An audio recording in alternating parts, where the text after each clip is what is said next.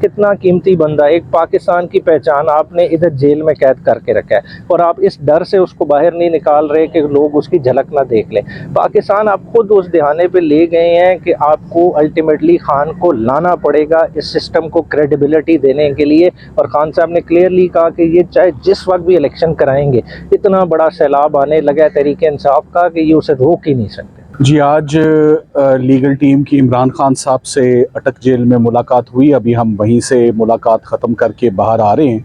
शाम हो गई, आपने देखा। सबसे पहले तो उनको तमाम केसेस पर उनको अपडेट किया और उनको ब्रीफ किया कि क्या डेवलपमेंट्स हैं। उसमें मेन डेवलपमेंट्स आज के हवाले से ही हैं। आज इमरान खान साहब का एक तो जज ज़ेबा वाला केस जो था वो फिक्स था, और उसमें वो इस बात पर बहुत हैरान भी हुए और परेशान भी हुए कि जब वो केस जज अमान मलिक साहब ने सुन लिया और उस पर उन्होंने बाकायदा फ़ैसला अनाउंस करना था और वो रिज़र्व था फॉर डिसीजन, तो फिर अचानक जज अमान मलिक चेंज हो गए और उनकी जगह एक नए जज साहब को नए सिरे से वो केस अपॉइंट हो जाता है, जो पहली दफ़ा आज उनके पास मुकदमा अचानक लग जाता है।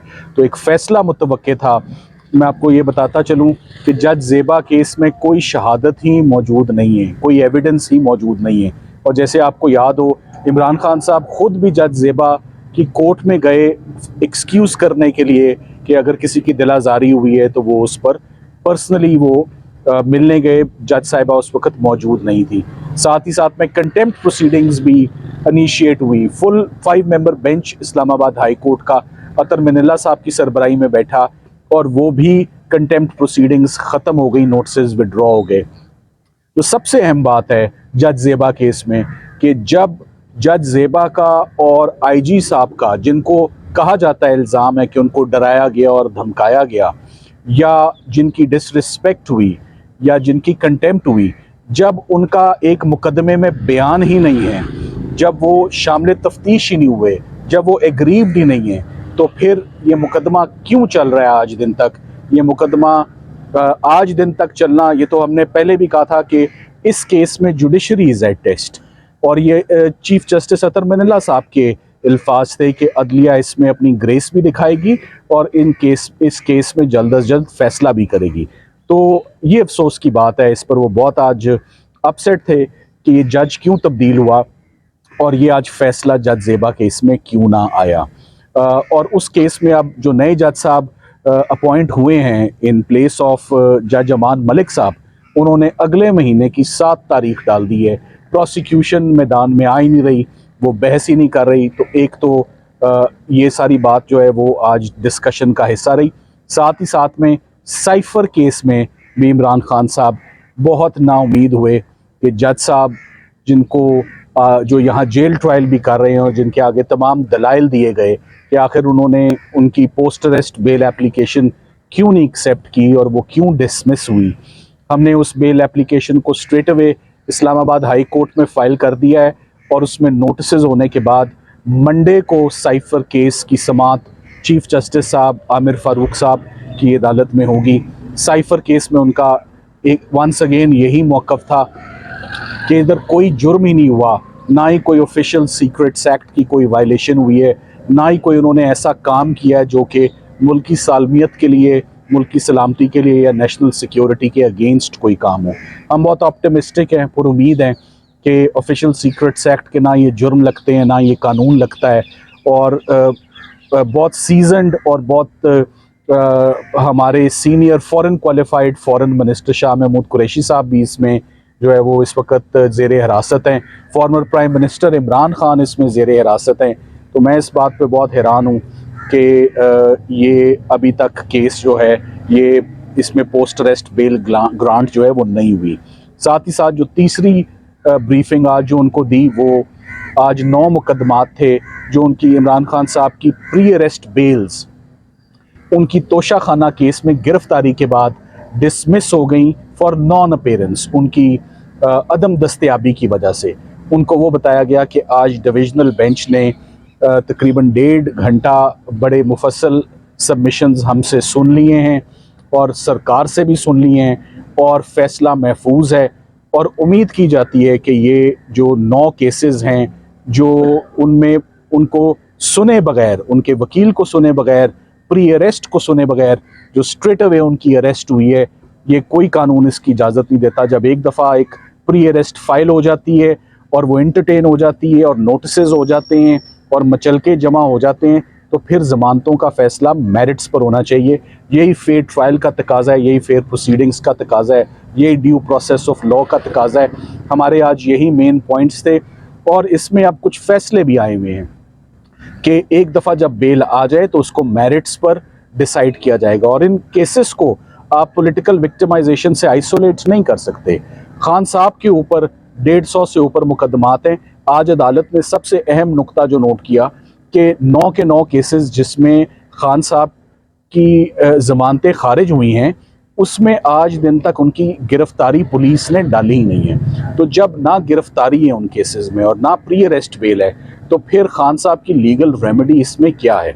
सो हम उम्मीद करते हैं कि डिविजनल बेंच इसमें कोई ऐसा फ़ैसला देगी जिससे उनके फंडामेंटल राइट्स जो हैं वो बहाल हों और अदालत को मौका मिले कि मेरिट्स के ऊपर इन तमाम बेल एप्लीकेशंस को सुने। सो केसेस के हवाले से ये 3 केसेस थे जिन पर तफसीली बात हुई। साथ ही साथ फिर उमैर मलिक साहब जो लीगल टीम को हमारे हेड कर रहे हैं, उनके साथ भी उनकी बात हुई, जो मैं चाहूँगा उमैर मलिक साहब आपको ब्रीफ करें इस पर। अस्सलाम वालेकुम।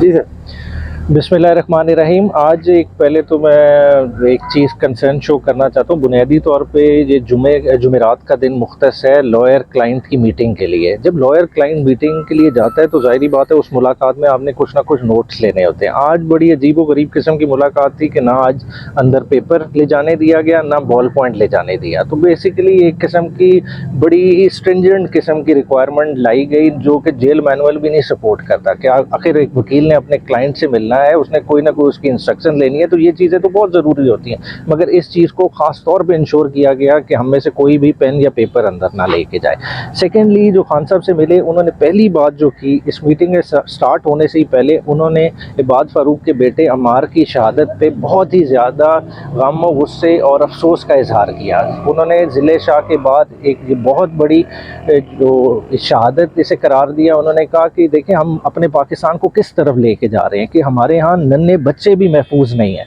तो बार बार उनका यही रहा कि ये हमारे आला अदलिया सारों को इस चीज़ को देखना चाहिए कि पुलिस की हाई हैंडेडनेस की वजह से कितने घर तबाह हो गए। साथ ही साथ जब उनको शेख रशीद की अरेस्ट का बताया गया तो उन्होंने लाल हवेली के पे जो कार्रवाई की गई उसकी भी मजम्मत की।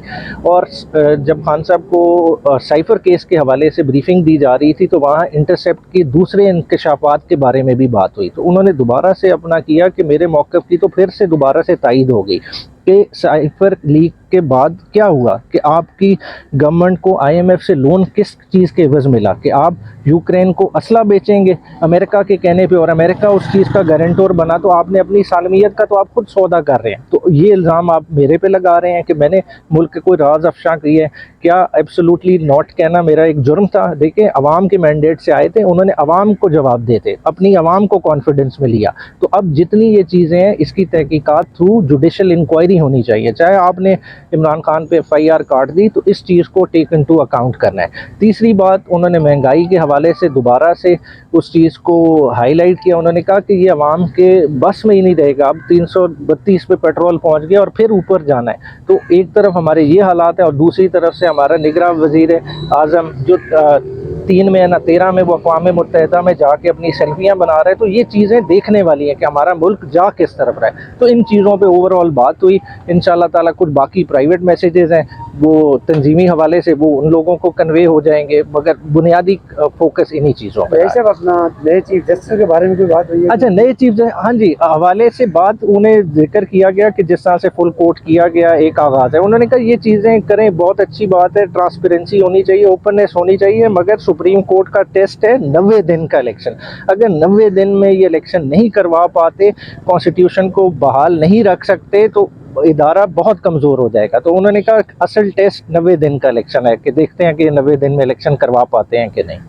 ये जो अब तब्दीली आई है सुप्रीम कोर्ट में, नए चीफ जस्टिस आए हैं, तो आप क्या समझते हैं कि ऐसा कोई आइंदा मुस्तकबिल में कोई रिलीफ के हवाले से या जैसे अदल के हवाले से जो दुनिया भर में एक मुसलमान असूल है उसके तहत आपको इंसाफ मिलेगा? देखिए इंसाफ के देखिए कभी भी नाउमीद नहीं होना चाहिए। देखें सीटों पे लोग आते हैं चले जाते हैं, कितने आए कितने चले गए, और किसी बंदे की ज़ात के साथ इंसाफ जुड़ा ही नहीं होता। इंसाफ की ज़ात, जो इंसाफ करने वाली ज़ात है वो ऊपर बैठी है, वो इंशाल्लाह ताला हम उस चीज़ों पे नाउमीद नहीं है। ज़ाहिरी बात है लोग पास कॉन्डक्ट के लिहाज से देखते हैं कि हमारा शायद एक बैड स्टार्ट हो, हमारी ना किसी के अगेंस्ट कोई इल विल है हमारे लिए। हम जुडिशरी कल भी मोहतरम थी, आज भी मोहतरम है और आने वाले दिनों में भी मोहतरम रहेगी।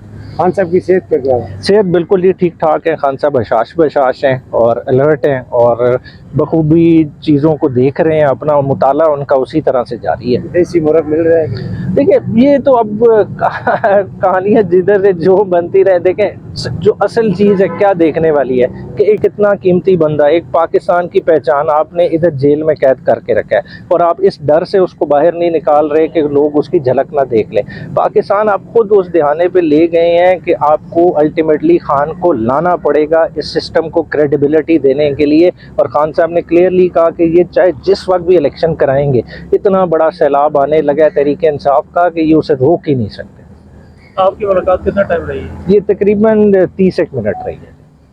9 मई के हवाले से जी बता दें कि 9 मई के जो खान साहब पर मुकदमा जुर्म भी लगा है, में मजीद इजाफा कर दिया गया हाँ है। जी, क्या कहेंगे आप? वो इजाफा वही सलमान सफदर साहब ने बताया, वो इजाफा तो उन्होंने लगा दी हैं, मगर हमारी बेलें आज टेकअप हुई हैं। 9 मई की आज 3 बेलें थी जो जिस पे ऑर्डर आज रिजर्व कर लिया डिविजनल बेंच ने। तो इंशाल्लाह ताला हम उम्मीद करते हैं कि वो ऑर्डर यही हो जाएगा कि हमारी बेल एप्लीकेशन बहाल तस्वुर होंगी। बहुत शुक्रिया। शुक्रिया।